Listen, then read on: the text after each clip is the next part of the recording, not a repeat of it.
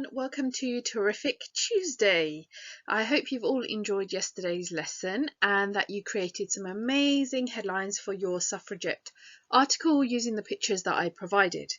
I have received a lot of work and I've been really impressed with the quality of it so far, so thank you very much to everyone that sent that in. So as you know, I've started to start our lessons with a little quote of the day just to get you thinking a little bit. So today's quote is, "It's okay to not know, but it's not okay to not try."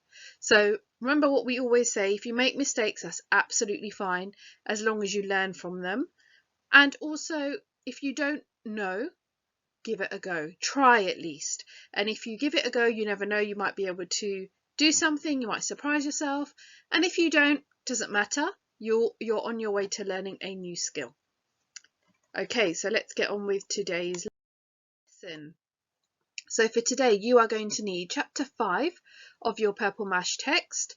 You're going to need chapter 5 of your multiple choice questions to do, an exercise book or lined paper, a pen, a pencil, a ruler, and lots of creativity. Now, I have been given, or a lot of people have messaged me just to say, "Oh miss, we've run out of paper, we don't have an exercise book."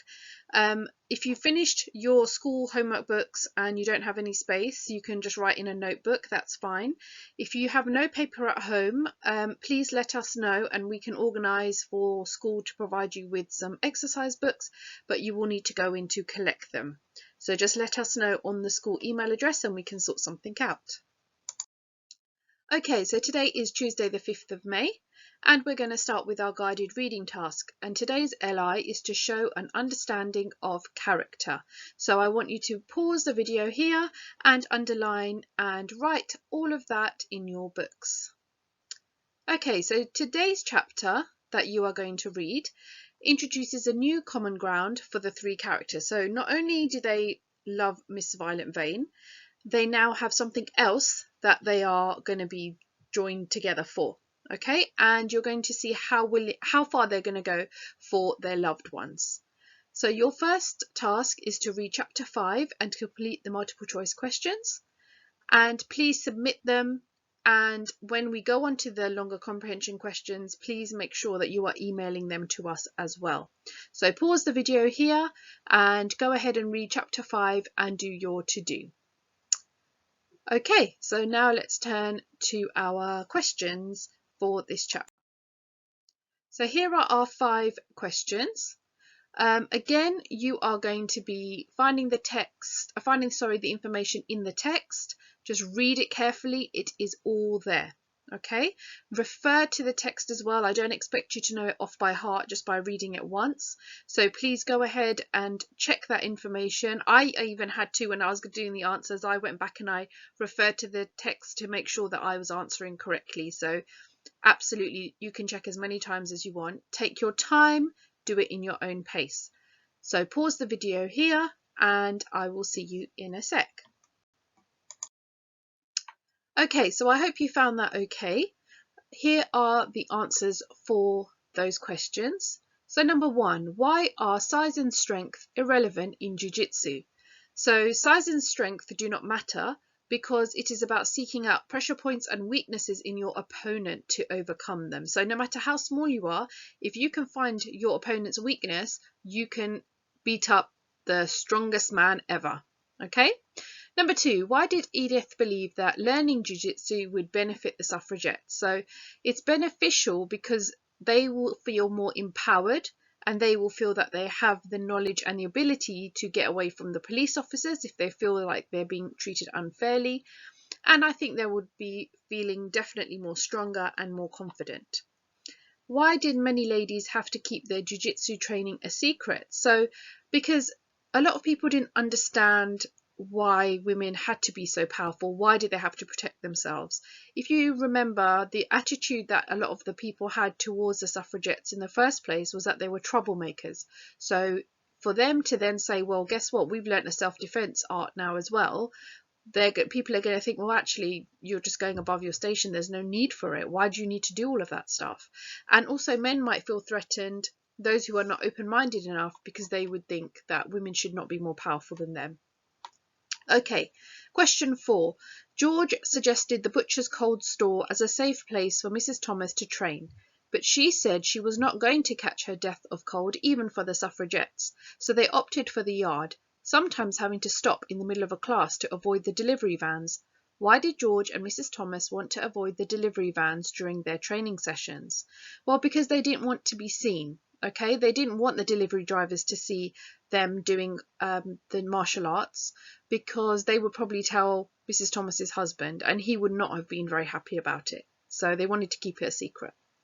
Number 5. What was different about Edith's husband compared to most other men?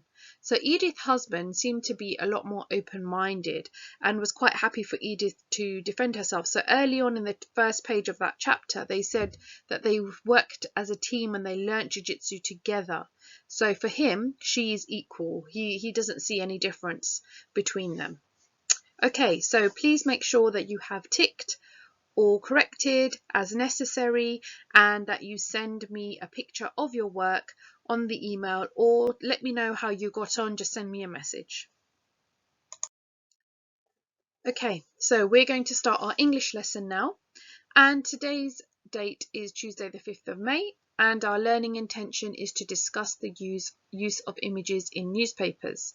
So like I said to you yesterday, your grammar is actually a separate video that Mr. Lewis has created for you, and that video is on YouTube and the tasks are within the video, and Mr. Lewis will be able to see your feedback because I will be sending it to him, or your work, so he will be able to see how well you've been doing. I have emailed you the link for that video this morning as well, so you should have it. Okay, so getting back to this lesson, I want you to pause the video here, and can you write the date and LI and underline them, please? Okay, so your success criteria for today. I can explain why pictures are used. I can explain what is happening in the background, middle and foreground on a picture. I can write an effective caption for a picture. I can discuss how different parts of a picture can show different viewpoints and bias. So have a look at these two pictures. What do you think makes a good photo for a newspaper? Both of these were taken from a newspaper, okay? And there is a saying that says, a picture paints 1,000 words. And this means that a picture can tell a story without the need for complex description. So in a newspaper report, we look at the image, as a way to further explain the story, and it adds value to it. So sometimes a picture is all you need. So look at the pictures below and explain why you think they are so powerful, and write that down in your books, please. You can discuss it with an adult first if you wish, but just think about, why are they so powerful? What do you think they're depicting? What story do you think they're depicting? Okay, so we're going to move on now to captions.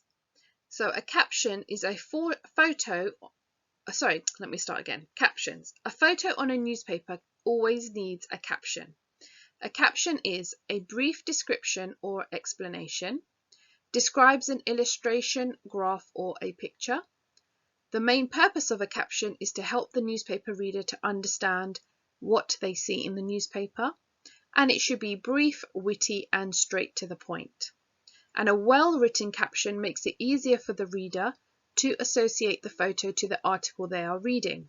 So if we go back to the other pictures, if you look at them on your screen, you can rewind the video back and have a look. Those pictures were of the Northern Lights in Iceland, and the other picture was of an airport, and it was deserted because of the lockdown and no one is traveling anywhere. So both of those were articles for that subject. So one was about the Iceland one was about the Northern Lights and how nature is wonderful, and the other one was about the situation that we're living in at the moment and how difficult it is for people to travel or go anywhere. So you can see how both of those relate to the story.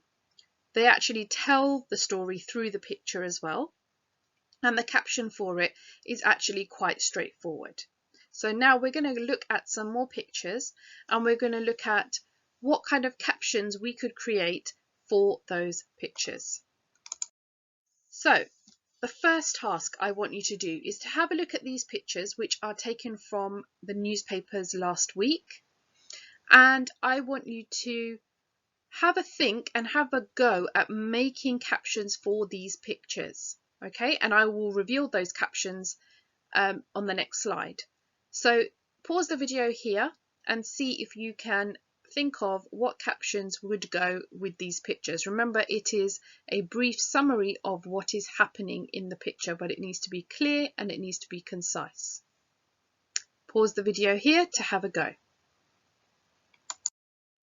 Okay, so the first picture was of Captain or Colonel now, Tom Moore, as he waves at a flypast by the Battle of Britain memorial planes to celebrate his 100th birthday. So when he turned 100, remember Captain Tom Moore actually walked the length of his garden 100 times in order to raise money for the NHS, and he raised in excess of over £30 million. He's done an amazing thing, and he turned 100 last week, and to celebrate that, he had a flypast from the Battle of Britain planes from the RAF to celebrate his achievement.